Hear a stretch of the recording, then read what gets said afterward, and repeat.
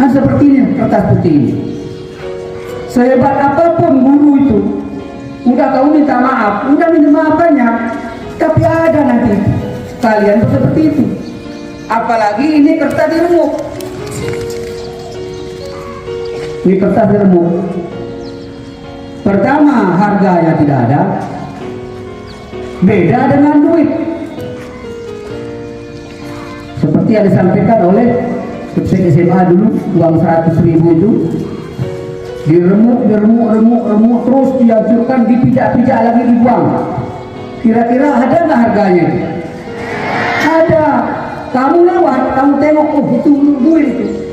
Pasti kau berjual pun kamu kencang naik kereta. Tapi kalau kertas ini lewatnya aja, nggak ada harganya. Itulah saya umpamakan hati kalian semua.